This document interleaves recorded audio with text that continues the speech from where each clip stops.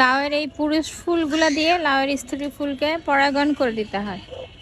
আর এটা হচ্ছে হাত দিয়ে পরাগায়ন করতে হয়, কারণ আমাদের ছাদ বাগানে এত পরিমাণে পর্যাপ্ত মৌমাছি বা পাখি ওরকমভাবে আসে না।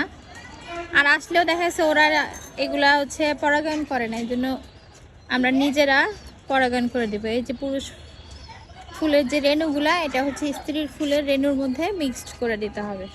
তো চলুন আমরা পরাগায়ন করার সিস্টেমটা দেখে নিই।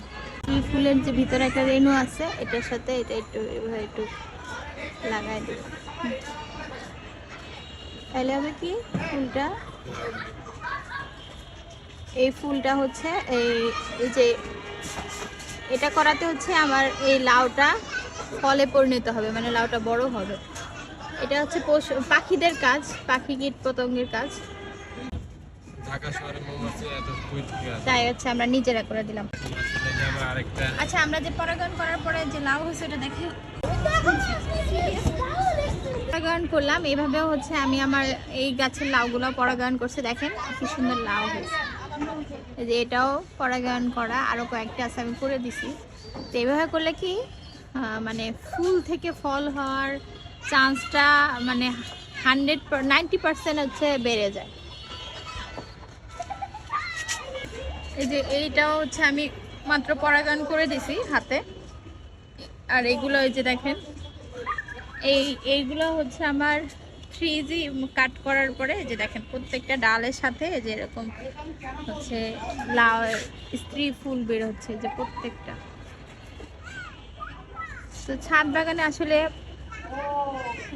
যেহেতু মাটি কম, আর এই কম মাটিতে ফসল ফলানো আসলে একটা চ্যালেঞ্জিং ব্যাপার। তো এখানে কিছু টিপস অ্যান্ড ট্রিক্স আছে, এগুলো যদি আমরা একটু মেনে চলি তাহলে আসলে অল্প মাটিতে খুব সুন্দর ফলন পাওয়া সম্ভব। যেমন হচ্ছে আমার গাছগুলো যখন একটু বড় হবে, 10 পাতার পরে গাছগুলোকে টুজি করে দিতে হবে। তারপর হচ্ছে গাছে হচ্ছে গোড়াটা এরকম ফ্রেশ রাখতে হবে। আর চেষ্টা করব হচ্ছে ফসলগুলা মানে যেগুলো হচ্ছে সবজি, যেমন লাউ, মিষ্টি কুমড়া, এগুলো একটু বড়, একটু বেশি মাটি দেওয়া গেলে আর আসলে ভালো, যেহেতু গাছগুলো অনেক ছড়ায়, একটু বড় জায়গায় লাগানো আসলে দরকার। আর হচ্ছে এরকম ফুল হওয়ার পরে হাতে পরাগায়ন করে দেব, তাহলে হচ্ছে আমরা এরকম ছাদে সুন্দর অর্গানিক ফসল পেতে পারবো ইনশাল্লাহ। আজকের ভিডিও আমার এই পর্যন্ত। সবাই ভালো থাকুন, সুস্থ থাকুন, আল্লাহ হাফেজ।